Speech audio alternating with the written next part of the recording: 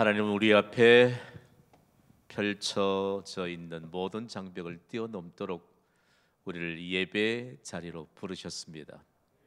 우리는 지금 장벽을 뛰어넘기 위한 아름다운 동행을 하고 있습니다. 얼마나 아름다운 동행인지 모릅니다. 아름다운 동행을 하기 위해서 오늘은 먼저 자신에게 이런 질문을 던져 보아야 할 것입니다. 내 인생의 가장 후회스러운 때는 언제였는가? 여러분의 인생 가운데 가장 후회스러운 때는 언제였습니까? 아마 아찔했던 순간들, 정말 후회스러운 때가 아무도 예외 없이 있었다는 것을 인정해야 할 것입니다. 하나님의 말씀이 흥왕하던 시대에 영국인들은 이런 국민적인 속담을 만들어냈습니다. 지혜는 들음으로써 생기고 후회는 말함으로써 생긴다. 제가 이 속담 하나를 붙들고요, 영국의 배경들을 조금 깊이 연구하게 될 때 하나님의 말씀이 흥황해지던 때에 후회함이 없는 언어 훈련이 국민들에게 있었다는 말씀입니다.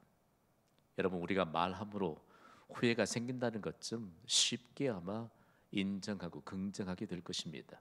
놀라운 것은요, 국민 한 사람 한 사람이 말함으로 후회하지 않도록 하나님의 말씀으로 가득 마음에 채워가게 될 때 그들은 급기야 국가적인 복을 받게 되었습니다.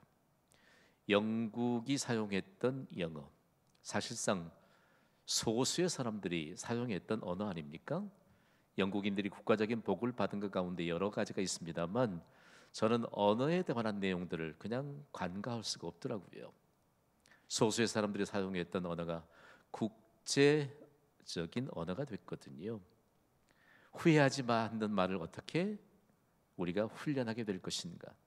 그리고 아름다운 말을 어떻게 구사하게 될 것인가? 그리고 긍정의 말, 축복의 말에 대해서 그들이 훈련하면서부터 하나님의 말씀의 영향력이 그들에게 임하는 것을 경험했다는 것이 증거되고 있습니다. 성경에는 여러분, 말을 함으로 가장 후회스러운 역사를 남겼던 이스라엘 백성들의 역사를 소개하고 있잖아요.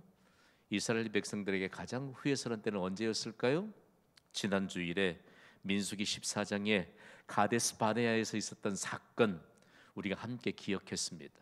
이스라엘 백성들은요, 그때의 그 사건을 두고 교훈 삼았습니다. 우리가 더 이상 이제는 해서는 안 될 말을 함으로 후회해서는 안 되겠다라고 하는 것이 민족적인 교훈을 주게 된 것입니다.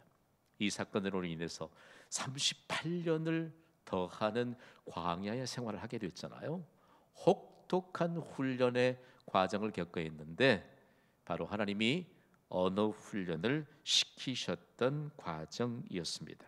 사실 이스라엘은 언제 뚜렷하게 불평했을까? 성경을 출애굽 이후에 홍해를 건너기 전부터 이스라엘 백성들이 민족적으로 불평했던 것을 보여주고 있거든요. 언제 처음으로 민족적인 불평이 등장했나요? 홍해 앞에서 애굽 군대가 추격해 올 때 모세를 원망하며 불평했습니다. 왜 불평했을까요?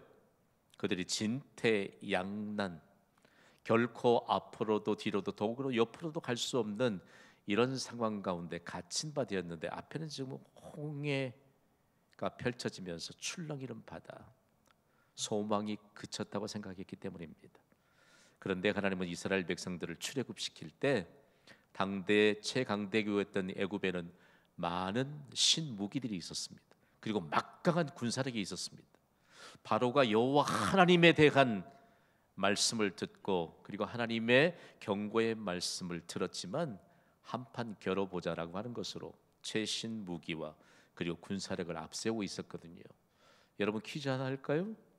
애굽의 바로 왕이 그리고 군대들이 그들이 준비한 무기, 군사력 한 번이라도 사용할 수 있었나요? 한 번도 사용할 수 없었습니다.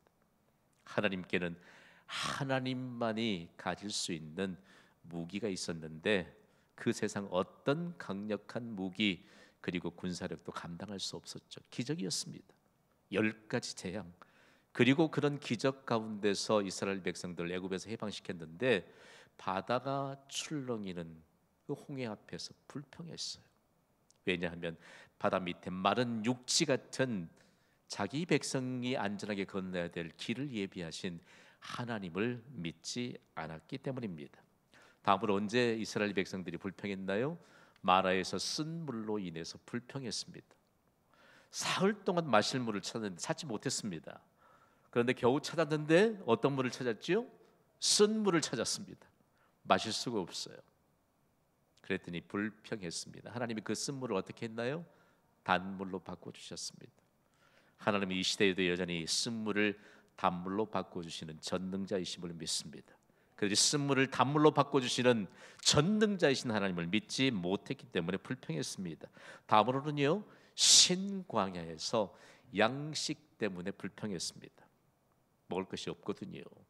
광야는 경작이 안 돼요.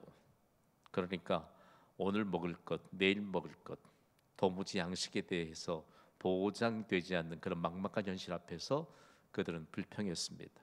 그때 하나님은 하늘 양식인 만나를 내려주셨습니다. 다음으로는 르비딤에서 또 마실 물이 없을 때 모세와 다투며 불평했습니다. 당시의 상황들을 조금 깊이 조명해 보면요, 마실 물이 없으면 이미 쓴 물을 단물로 바꿔주신 그 하나님이 그들에게 생수를 공급해 주실 만한 믿음이 생길 만한 때인데 모세와 다투었습니다. 심하게 다투었어요. 다투면서 불평했던 말들 여러분 좀 짐작이 가십니까? 입에 담지 못할 말이죠. 그런데 하나님은 바위를 터뜨리셔서 생수를 공급해 주셨습니다. 다음으로는요, 모세가 시내산에서 하나님과 대면하고 있을 때 불평했습니다. 하나님이 시내사에서 이스라엘과 함께 언약을 체결하십니다. 일방적인 언약이죠. 말도 안 돼요. 어떻게 아무 공로도 없고 정말로 복받을 만한 어떨 만한 요소도 없는데 그들에게 하나님이 언약을 체결하세요. 그리고 십계명과 율법을 주시느라고 시간이 조금 지났는데 그 시간이 지체되는 것을 기다리지 못했습니다. 여러분, 하나님을 기다리고 기다리는 자에게 반드시 하나님의 복이 임합니다. 기다릴 줄 모르는 사람들은 기도도 못해요. 기다릴 줄 아는 사람이 하나님의 때, 하나님의 뜻, 그리고 하나님의 큰 일들을 비로소 경험할 수 있다는 말씀입니다. 다음으로는 애굽에서 섞여 나온 다른 인종들이 먹을 것이 없다고 악한 말도 이스라엘 백성을 막 선동했습니다. 그때 했던 선동의 내용이 참 우스워요. 애굽에서 고기 먹었던 것, 마늘과 부추와 파를 먹었던 것, 이것 때문에 광야에는 그거 먹을 수 없지 않느냐. 그리고 이스라엘 백성들을 막 선동하니까 함께 민족적으로 불평했습니다. 다음으로는요, 가데스 바네아에서 정탐꾼들의 부정적인 보고를 듣고 불평했습니다. 이제 부정적인 보고. 이때 이스라엘 백성들이 밤새워 통곡해서 울고 해서는 안 될 말을 쏟아냈지요.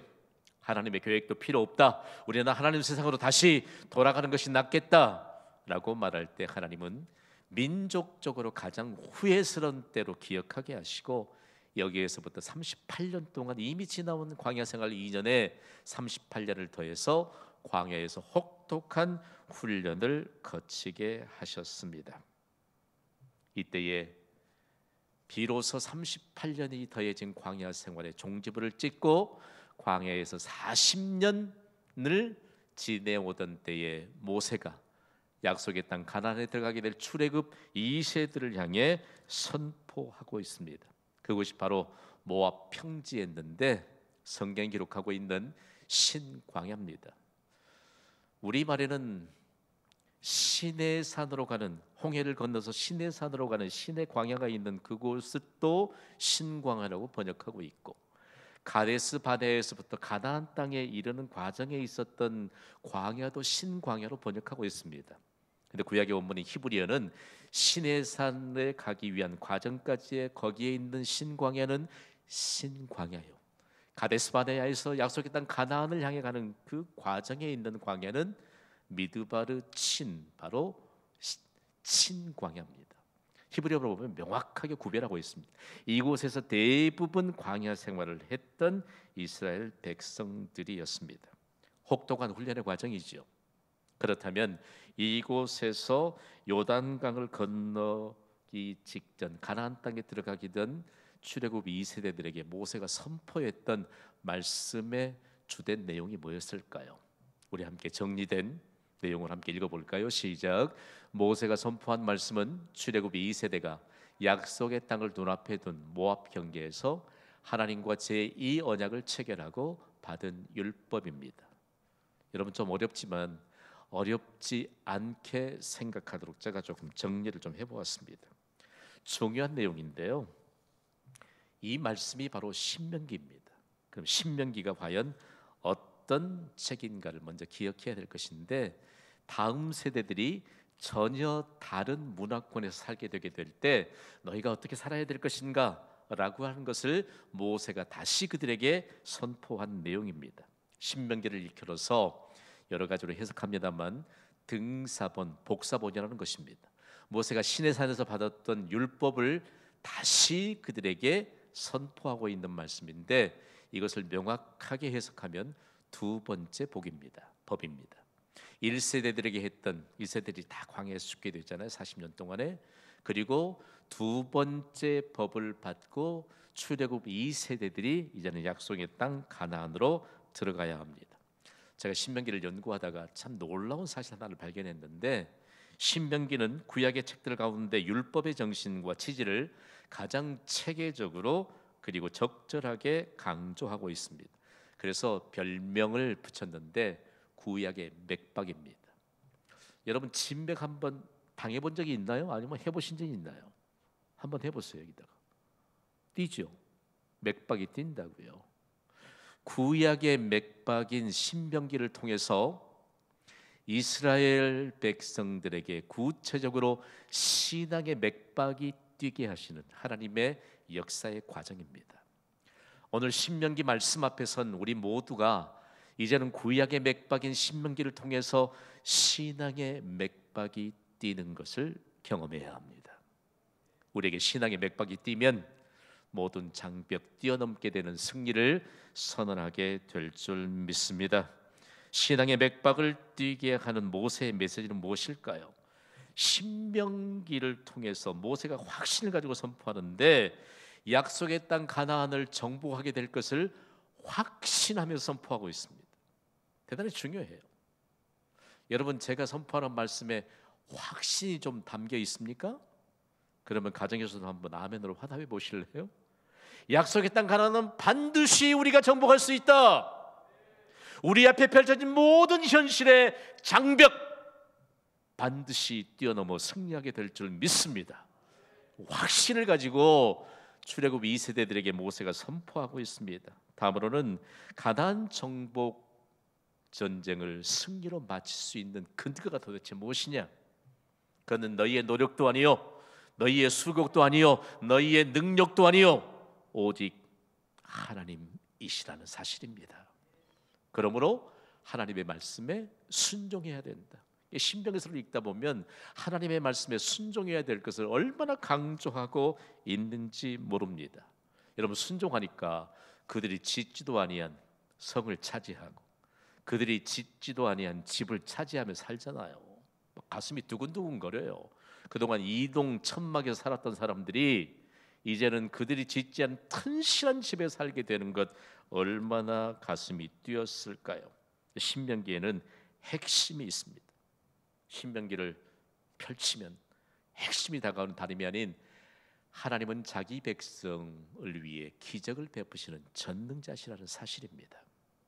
여러분 이 시대에도 여전히 하나님은 자기 백성을 위해 기적을 베푸시는 전능자로 우리와 함께 하십니다. 신명기에 놀랍도록 핵심을 줬는데 한번 따라 하시죠. 한 분이신 하나님, 한 백성, 한 믿음. 너무너무 감격스러워요. One God, one people, one faith. 중요합니다. 우리가 각자 예배 초소 예배를 드리고 있지만 한 분이신 하나님, 한 주의 백성, 동일한 믿음을 가지고 오늘도 우리가 복받을 자로 예배드리고 있다는 사실들, 그리고 장벽을 뛰어넘기 위해 아름다운 동행을 하고 있다는 사실들을 잊지 않게 되기를 원합니다. 그러면 신명기의 핵심이 무엇으로 증명될까? 오늘 본문이 신명기 8장에 굵직하게 하나님의 목적으로 증명되고 있습니다. 첫 번째 하나님의 목적은요, 하나님의 말씀으로 살라는 것입니다. 여러분, 하나님의 말씀으로 살면 될 줄 믿습니다.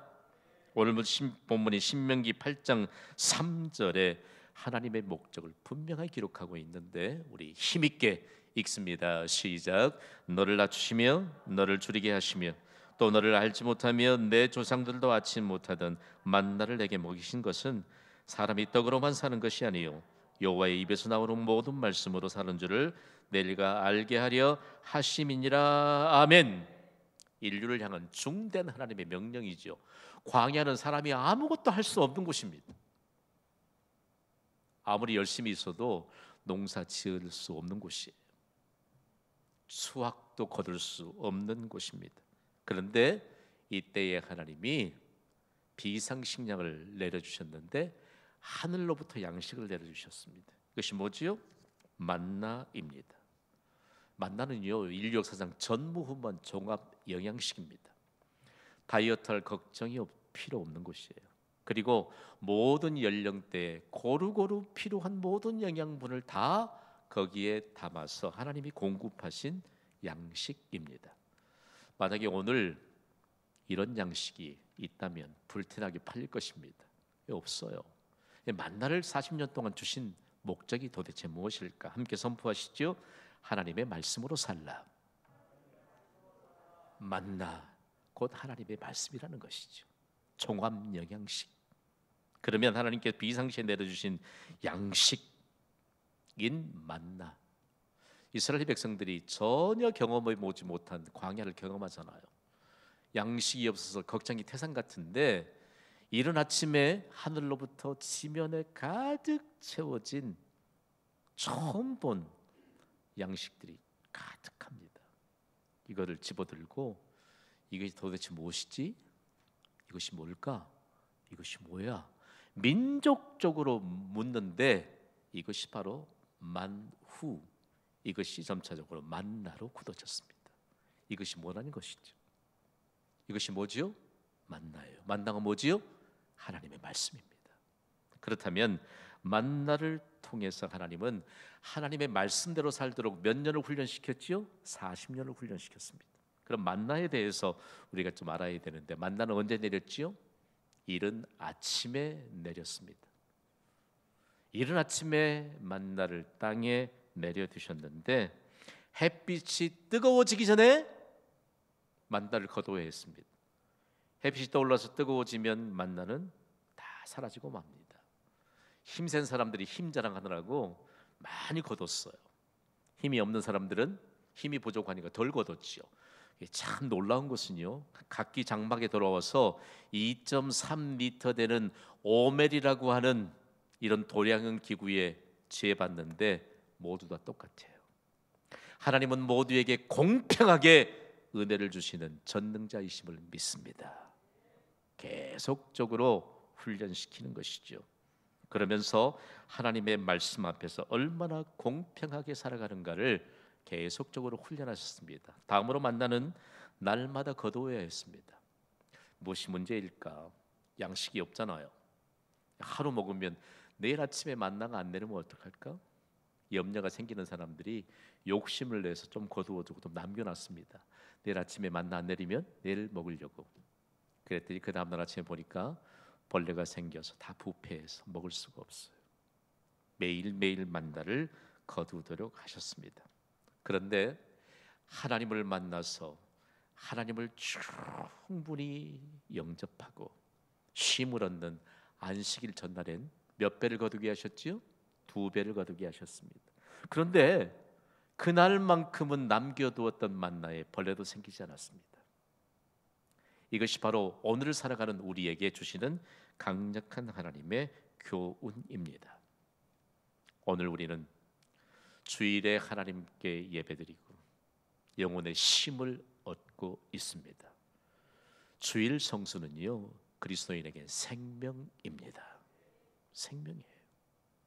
이 하나님의 말씀 그리고 만나, 오늘 말씀에 보면 유독히 낮추기 위해서 하나님이 40년 동안 만나를 내려주셨고 훈련했다는 사실들을 매우 강조하고 있습니다. 중요합니다. 여러분, 육신의 배고픔이 느껴지지요? 삼부 예배가 끝나고 나면 점심 드실 겁니다. 그렇죠? 육신의 배고픔이 밀려오면 여러분, 영혼의 배고픔, 굶주림을 먼저 채워야 된다는 사실을 잊지 마시기를 바랍니다. 배가 고파오면 내 영혼에 굶주림은 없는가? 라고 하는 사실들을 점검해 봐야 돼요. 여러분, 영혼의 굶주림, 배고픔을 먼저 채우시기를 바랍니다. 생명의 만나인 하나님의 말씀으로 먼저 채울 때 새로운 역사가 일어납니다.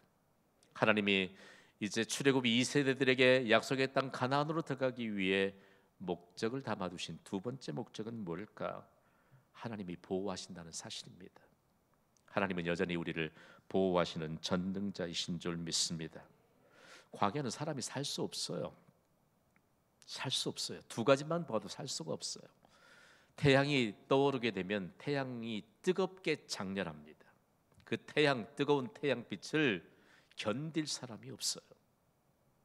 에어컨도 없어요. 에어컨이 있어도 어디 그 광야에 에어컨을 가동시켜서 온도를 시원하게 조절하게 했어요. 그런데 하나님은 구름 기둥으로 최적의 온도를 만들어 주셨습니다.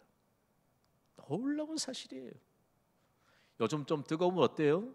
요즘 현대인들은 그냥 시원한 음료 달고 살아요. 그거 달고 살아도 뜨거운 햇빛으로 말미암아 달아오르는 공기를 시원하게 조절할 능력이 사람에게 없다는 사실들은 분명히 압니다. 밤이 되면요, 광야는 너무 기온이 극강합니다. 추워서 살 수가 없어요. 그리고 살아온 들짐승이 달려듭니다. 그런데 하나님은 불기둥으로 최적의 온도로 조절해 주셨습니다. 여러분, 요즘 잘 사는 시대가 돼서 겨울에 너무 난방을 뜨겁게 하면 단잠 못 자요.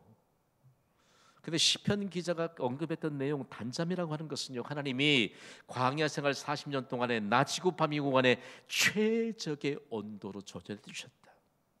여러분, 그때를 40년만 살았던 그 광야 시대의 사람들에게 얼마나 하나님이 보호하신다는 사실들을 분명하게 가르쳐 주었거든요.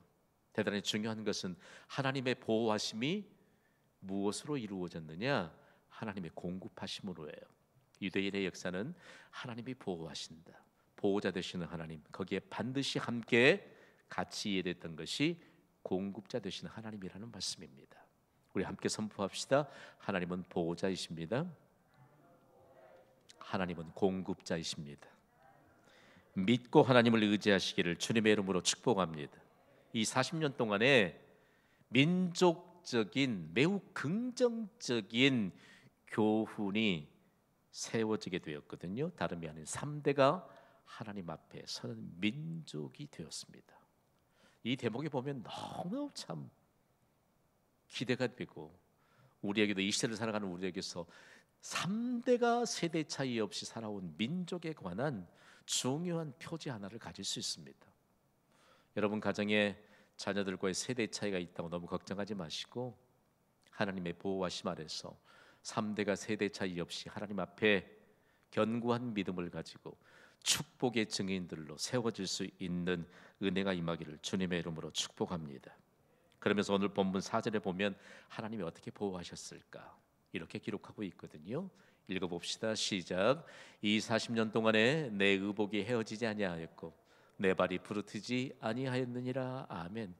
함께 예배드리는 우리의 자녀들이 혹여라도 하나님 뻥치시네, 어떻게 40년 동안 의복이 닳지 않을 수 있을까? 하나님은요, 아무것도 구할 수 없는 광야에서도 자기 백성을 보호하시기 위해 떨어진 옷을 입히지 않으셨습니다. 믿으시기 바랍니다. 공급자 되시는 하나님의 놀라운 기적을 자기 백성을 위해서 베푸셨다는 말씀입니다. 예수님이 마태복음 6 6장 30절에 이런 말씀하셨죠. 읽어볼까요? 시작. 오늘 있다가 내일 아궁이에 던져지는 들풀도 하나님이 이렇게 입히시거든 하물며 너희일까 보냐 믿음이 작은 자들아. 이미 오래전 믿음의 선조들이 경험했던 광야에서 경험했던 하나님에 대한 그 믿음의 역사들을 이 말씀을 들은 유대인들이 깨닫기 시작했습니다. 놀라워요. 이 시대를 살아가는 우리에게도 예수님이 말씀했어요. 우리에게 부족한 것이 뭐지요? 믿음입니다. 믿음이 작은 자들아. 우리 인생이 말을 함으로써 후회하게 되는 것은 믿음이 작기 때문입니다. 여러분, 우리 큰 믿음을 가집시다. 큰 믿음을 가지시기를 주님의 이름으로 축복합니다. 그래야만 말을 해도 후회하지 않는 인생을 살아갈 수 있다는 말씀입니다. 더욱이 40년 동안 발이 부르트지 않았다라고 말씀합니다. 발이 부르텄다는 것은 물집이 생겨서 터진 상태를 말해요. 여러분, 광야 가보신 분도 계시고 가보지 않는 분도 계시는데 거기엔요 길이 불편하기 짝이 없어요. 당시에 요즘처럼 좋은 신발이 있던 시대도 아닙니다. 그런데 하나님은 그 거친 광야도 평탄한 길이 되게 하시고 발이 편안하여 부르트지 않을 정도로 인도하셨다는 말씀입니다. 훗날 이사야 선지자를 통해 하나님이 강력하게 말씀하세요. 하나님은 광야에 길이 없는 광야에도 길을 내시는 하나님이시고 물이 없는 사막에도 강물이 흐르게 하셔서 자기 백성을 마시우게 하시는 하나님이라라고 하는 사실을 다시 깨우쳐 주십니다. 자기 백성을 책임 있게 돌보시는 분은 하나님이신 줄 믿습니다. 그러므로 하나님의 목적이 다름 아닌 하나님의 보호하심에 있다. 마지막 세 번째 하나님의 목적은요, 마침내 하나님이 복을 주신다는 말씀입니다. 하나님의 말씀으로 살면 반드시 복을 받습니다. 하나님의 말씀을 따라서 살면 마침내 복을 주십니다.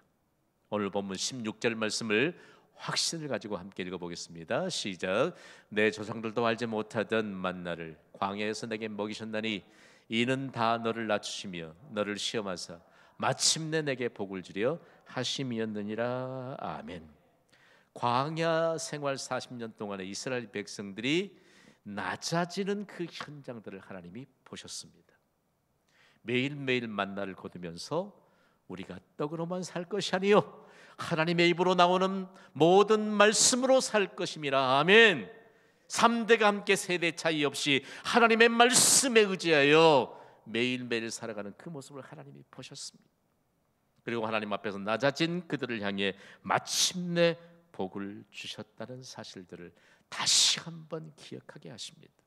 마침내 하나님이 복을 주셨다는 말씀은요, 언제나 복을 주셨다는 말씀입니다. 제가 이 말씀을 조금 더 깊이 번역하면서 연구하다가 하나님이 마침내 복을 주신다. 경신교회 동역자들은 아마 블레싱이라고 하는 복이라고 하는 영어 단어를 늘 기억하고 있을 것입니다.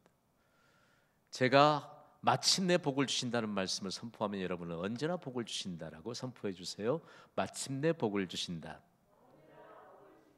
하나님의 말씀, 하나님의 말씀이 우리에게 비상식량으로 광야에서 내려주었던 만나처럼 종합 영양식이 되게 하여 주셔서 마침내 복을 받게 하시고 언제나 복을 받게 하시는 하나님의 약속이 이루어진다는 말씀입니다. 하나님 앞에서 마침내 복을 받기 위해 우리는 낮아지는 인생을 살아야 합니다. 예수님은 요한복음 5장에 얼마만큼 낮은 것으로 하나님의 복이 임하는 것을 우리에게 가르쳐 주셨습니다.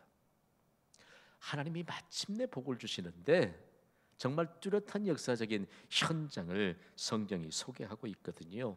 요한복음 5장에는 예루살렘 동북편에 위치한 양문 곁에 있는 무슨 연못을 소개하고 있지요? 베데스다 연못. 베데스다 연못에는 지붕이 있고 기둥이 있고 벽이 없는 행각 5개가 있었습니다. 그 행각 5개에 수많은 병자들이 누워서 있습니다. 병자들만 여러 사람이 모여 있어요. 그것도 기진맥진해서 누워 있습니다. 거동이 불편하다는 얘기죠. 왜 모여 있었을까? 그 베데스다 연못에는 물이 가끔씩 움직입니다. 물이 움직일 때 가장 먼저 그 연못에 들어가는 사람의 병이 치유되었습니다. 기적의 장소지요. 그러니까 수많은 사람들이 왔다가 물이 움직일 때 가장 먼저 들어가는 사람은 나서 그들이 건강한 몸이 되어 집으로 돌아갔던 그 현장이니까 기대감을 가진 수많은 병자들이 그곳에 모여 있었습니다. 그런데 그 가운데 한 사람, 38년 동안이나 병자로 살아오고 있는, 정말로 피골이 상접하고 정말 몰골이 너무 흉측해 있는 한 사람이 우리의 눈에 빨려 들어오는데 마음이 아파요. 예수님도 그냥 그를 지나칠 수가 없었습니다. 그에게 예수님이 이렇게 물으세요. 내가 낫고자 하느냐? 내가 낫고자 하느냐? 그랬더니 예수님의 말씀에 그가 예수님을 의지하는 이런 대답을 합니다. 요한복음 5장 7절이에요. 함께 읽습니다. 시작. 주여, 물이 움직일 때 나를 못에 넣어주는 사람이 없어 내려가는 동안에 다른 사람이 먼저 내려가나이다. 제가 생각할 때 38년이나 된 이 병자는 눈물을 흘렸을 겁니다. 아무도 물이 움직일 때 가장 먼저 나를 저 물속에 들어가도록 데려다주는 사람이 없기 때문에 38년 동안이나 병든 채로 살아오고 있는 불쌍한 사람 아닙니까? 예수님이 그에게 이렇게 말씀합니다. 일어나 내 자리를 들고 걸어가라고 말씀합니다. 우리 다 함께 선포합시다. 시작. 일어나 내 자리를 들고 걸어가라. 아멘. 아니, 거동이 불편해도 너무 불편한 38년이나 된 병자에게 일어나라, 내 자리를 들거라, 그리고 걸어가라는 것입니다. 완전한 치유입니다. 여러분, 이 말씀에 대한 결과가 궁금하지 않습니까? 예수님의 말씀에 순종했습니다. 그 사람이 곧 나와서 자리를 들고 걸어가니라. 아멘. 이 사건은 실제 사건입니다. 베데스다 연못은 실제 장소입니다. 경신교회 순례단이 이 베데스다 연못을 함께 방문하면서 예수님이 일어나 내 자리를 들고 걸어가라고 하는 말씀이 거기에 벽면에 뚜렷하게 인쇄가 되어 새겨졌더라고요. 얼마나 가슴이 뛰는지. 그곳에는 기념교회가 세워져 있습니다. 기념교회가 세워져 있는데 거기에 전 세계적으로 수많은 사람들이 그곳을 방문합니다. 저는 이 자리에서 한참 동안 예수님의 말씀을 생각하면서 일어나 내 자리를 들고 걸어가라. 오늘 우리에게 주신 말씀인 줄 믿습니다. 마치 38년 된 병자처럼 우리가 너무 버거운 현실의 과제 때문에, 아니면 눈물을 흘릴 수밖에 없는 높은 현실의 장벽 때문에 누군가 나를 움직이는 연못에 넣어주기만을 기다리고 있지는 않습니까? 예수님이 말씀하세요. 일어나 내 자리를 들고 걸어가라. 오늘 우리가 예배드리는 모든 현장에 예수님의 능력의 말씀이 임하게 되기를 주님의 이름으로 축복합니다. 마침내 복을 주시는 그 하나님이 항상 복을 주시는 것을 오늘 예배에 받은 이 말씀을 마음판에 새기며 하나님의 말씀에 순종하기를 결단하면서 일평생 마침내 복 주시는 하나님의 말씀에 증거자로 살아가시기를 주님의 이름으로 축원합니다. 이 시간 우리 기도합시다.